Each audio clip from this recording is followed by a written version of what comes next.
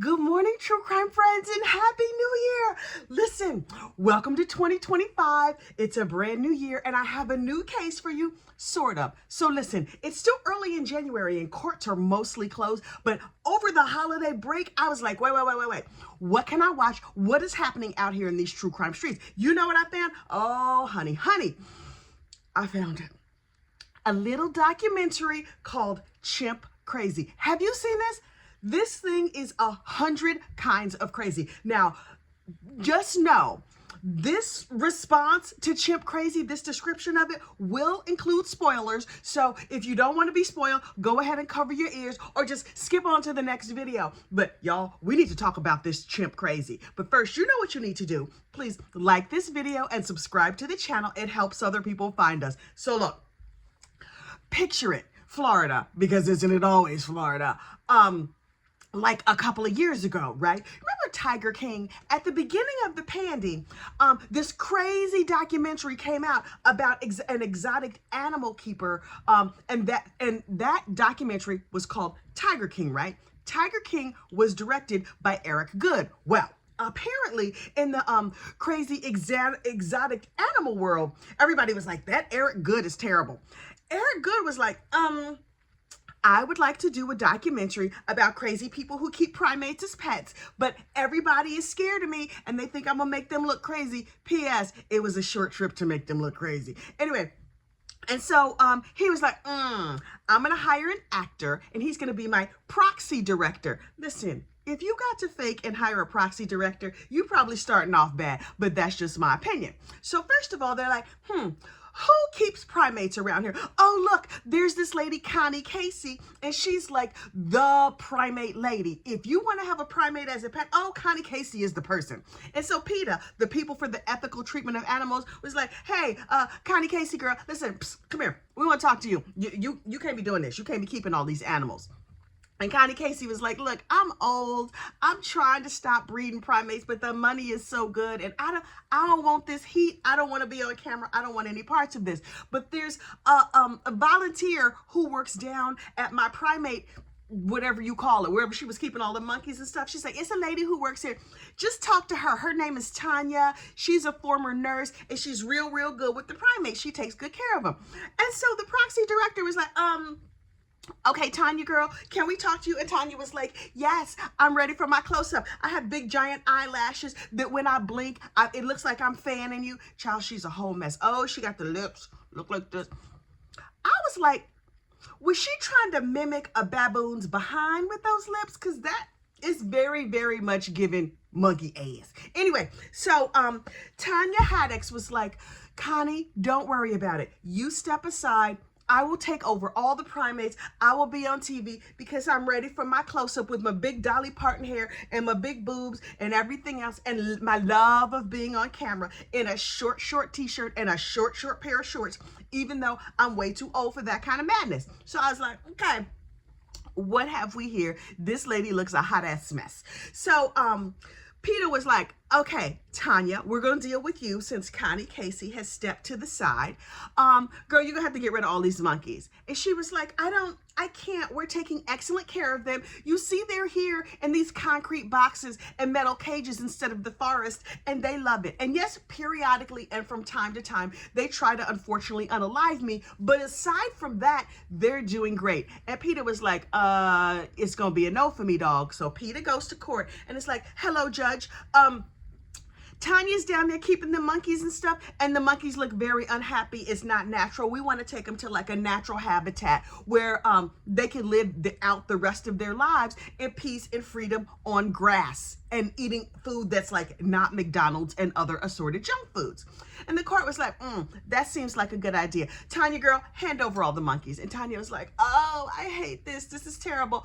Okay, here's all the monkeys. You can have them, right? So PETA comes in and they rescue all the chimps and they take them off to live happily ever after. Only this is all in part one of the documentary, and there are 4 parts of this documentary. So I was like, so what happened after that? Because this is not much of a documentary. Boom, boom, boom. Then we find out when PETA came to take all the primates, one was missing. A showbiz monkey by the name of Tonka. And so the rest of the story becomes about what happened to Tonka. So I was like, well, where exactly is Tonka? And how did he get that name? And what movies was he in? Have I seen him in anything, right? And so Tanya was like, Tonka has slipped the surly bonds of this earth, and I had him cremated. It's terrible. Oh, I'm so sad. And Peta was like, girl, I think you a lying sack of sugar. And she's like, no, when I lie, I can show you the cremains because I had him cremated. And they were like, okay, girl, show us the cremains. And she was like, okay, I will.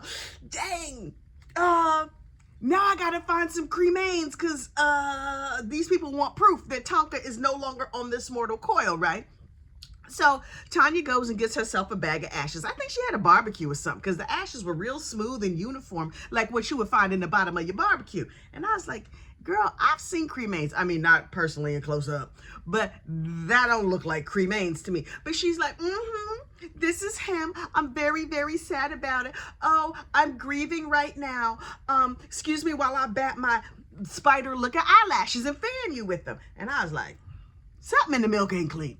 At the end of episode 2, we discover Tonka is still very much alive and Tanya is hiding him in a cage in her basement.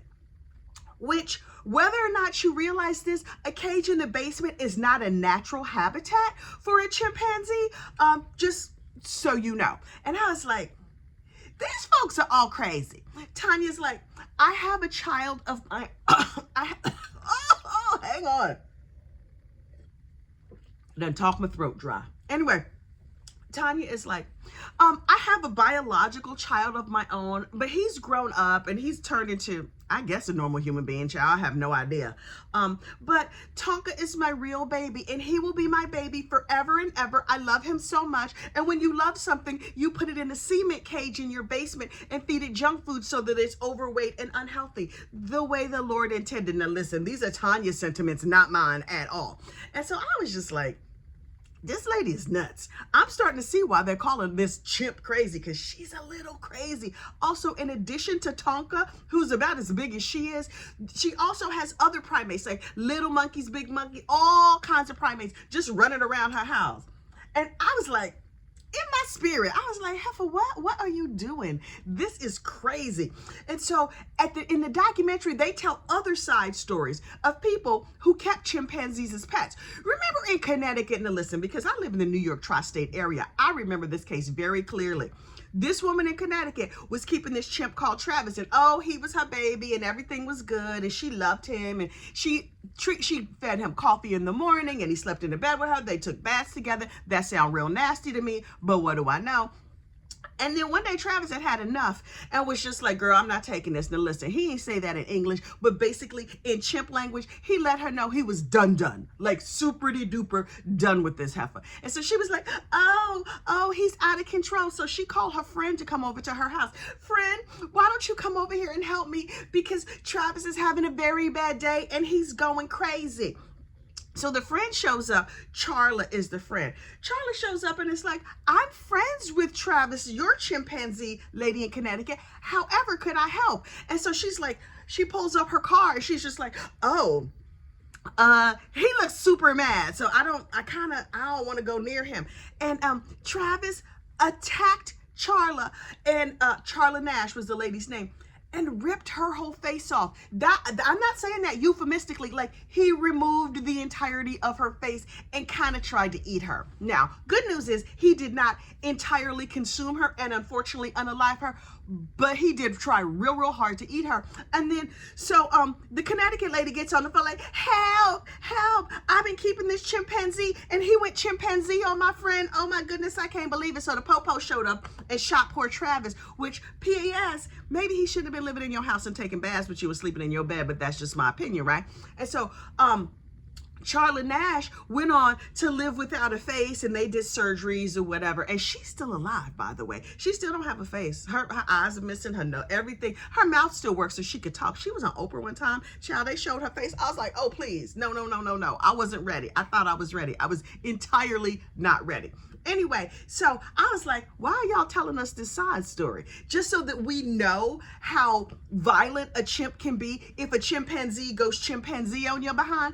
Okay, cool. And then they told a couple of other similar stories of people who kept primates as pets And then when the primate was a baby, I was real cute. They put him in an outfit. They had a diaper. It was all lovely. And then the chimpanzee grew up and went full chimpanzee on them and mauled people and destroyed people. Meanwhile, you got, Tanya sitting there like, my chimp would never do that if he were still alive.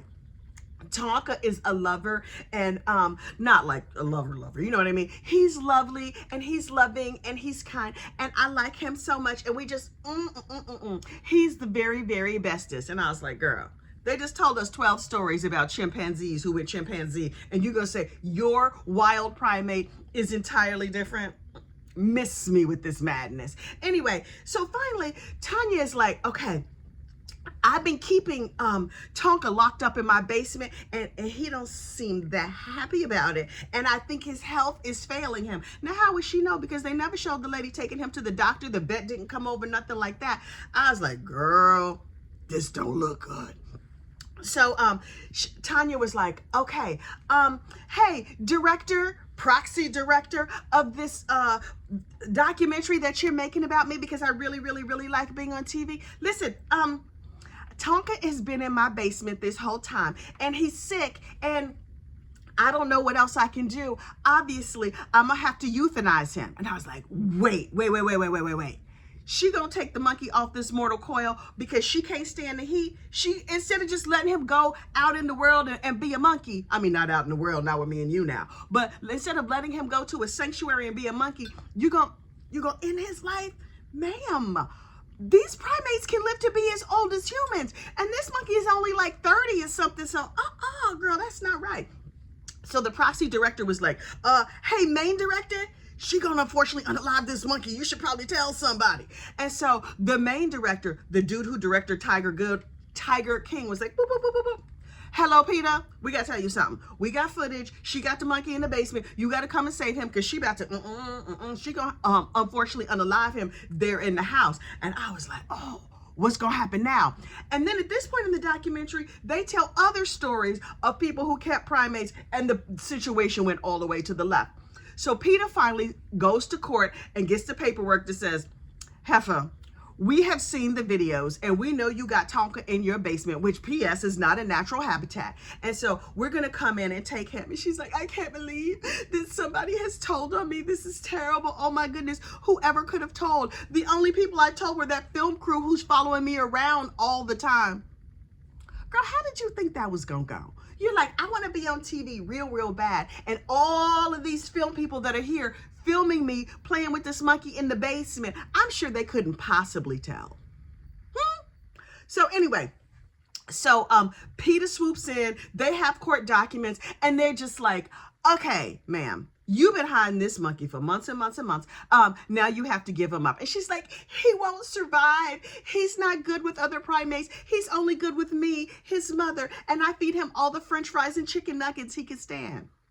However, I wouldn't feed that to my children. You feed it to this unsuspecting primate who, their chicken nuggets do not occur naturally in nature. So it's unlikely that a chimpanzee would find a chicken nugget out there in the forest or something. They certainly wouldn't find a French fry. I think they eat a vegan diet, unclear, except for when they eating humans, then they have a little meat. Anyway. So she was like, he won't survive the trip. They're gonna dart him and make him go to sleep, and it's not gonna be good for him. So Peta comes in and darts him and makes him go to sleep, and he's fine. I'm like, oh, wow. Tanya overreacted and didn't tell the truth about something. How shocking. Anyway, so Peta takes Tonka and checks him out and makes sure he's healthy. And they put him out at Save the Chimps, right? It's like a beautiful haven. It's an island. He could be out there with the other chimpanzees. He could have carnal knowledge of other chimpanzees. And they were like, yeah, no, we don't want them making no more chimpanzees. So we gave him a vasectomy. You can give a chimp a vasectomy? I had no idea. I didn't know. I mean, I guess they couldn't get the chimpanzees to wear condoms or something. So I guess a vasectomy makes sense. But they were like, okay, so we held him in 60 days worth of holding. And then after his quarantine period, we chose a colony of other chimps for him to be a part of. And not only did he not die, he thrived. He's out there. Apparently, he's Uchi and all the ladies' coochies. They say he's not like one of these I'm the king of the jungle type chimpanzees. Oh, but he out there laying pipe. He laying monkey pipe. I don't know what you call it when you lay monkey pipe, but he's getting that good, right? And he's eating a vegan diet, and he lost weight, and his health is better. And Tonka's out here living happily ever after at Save the Chimps. And Tanya's like, can I visit? Can I just come and visit? I brought him some chicken nuggets, which I know don't occur in nature, but I really, really feel like he needs them. And they like, Heifer, no. And so she's like, I'm just so sad. I don't know how I'm going to be able to go on because he was my baby. Ma'am. I don't know if you recall this. You gave birth to a human baby, your son, and according to your son, who yes is now a young adult, you have ignored him, abandoned him, and put Tonka first in everything. So maybe, just maybe, you could focus a little bit of your energy on focusing on your human family. You know, the people who live with you, who say they love you, who deal with all your madness. Maybe you could focus some energy on them. And I was just like, okay, this story is 100 kinds of crazy. By the by, remember the lady in Connecticut that I told you about? Who had the monkey, Travis, and he ripped the lady's face off? Apparently, after Travis slipped the surly bonds of this earth and Charlie Nash's face was missing, that lady was like, I'm so sad. This is terrible. How about another chimpanzee? I was like, wait. She did what? She went halvesies on a chimpanzee with another crazy monkey lady. Now, first of all, I didn't know you could go halvesies on a chimp. It seems like a terrible idea. But she was like, I just missed him so much. And she went and she was spending time with him. And I believe he lightly mauled her. Now, later after that, the lady in Connecticut died. They say she died of a broken heart. I think maybe the stupid ate her brain. I mean, it was like an aneurysm or something like that. You know, that's what like the pathologist said. But the gospel, according to Kathy, is that the stupid ate her brain. Anyway, so the lady in Connecticut with the chimpanzee is off living happily ever after. It's a whole bunch of people who's been mauled by chimpanzees, and they with their crutches and their canes and their wheelchairs or whatever coming up on my TV being like, my mama loved this chimp more than she loved me. And look, now my arm is missing, my leg is missing, I'm all messed up, my nose is gone, all kinds of stuff. And I was like, all these people are crazy. I'm not gonna say the obvious, but to me, I'm like, is this a rich people problem? None of these people seem rich, but like, how you scare up just like $30,000 to get an animal that's gonna do terrible things to you and potentially, unfortunately, unalive you? I don't know, but this mess looked crazy. So in the final scene of this documentary, you see Tonka out here. Oh, he's monkeying around. Literally, he's in the grass. He's feeling grass under his feet. He's eating watermelon. He's healthy and beautiful and happy. And here comes Tanya, sitting up in her house looking all sad with bandages all over. And I'm like, what happened, girl? Did you go visit a monkey and a monkey went monkey on you? And she was just like, so I was visiting a friend's primates, and this monkey was so lovely to me through the cage, and everything is wonderful, and I was loving on him and he was loving on me, not like in the, not in the biblical sense, but like I just felt his spirit. And so I decided to go into the cage and he mauled me. Girl, wait, what? I thought you spoke monkey. You could read a monkey. You could tell when they were going to try and unfortunately unalive you. And she's all bandaged up and bruised up and stuff. And she's like, it's not that bad. I barely got mauled. Girl, you know the percentage of mauling I'm willing to accept? Zero. Listen, if I had a pet who looked at me crazy, I'd be like, nope, you gotta go. You going right over back there to the pound, to the Save the Puppies or whatever. But listen, I'm a dog person, and I only like dogs that are under like 15 pounds. I'm not about that big dog life. I'm not about that. You can't come to my house and I'm feeding you and you gonna treat me bad. No, not a man, not a child, not a guest, not a pet, not nobody, not never. Nope.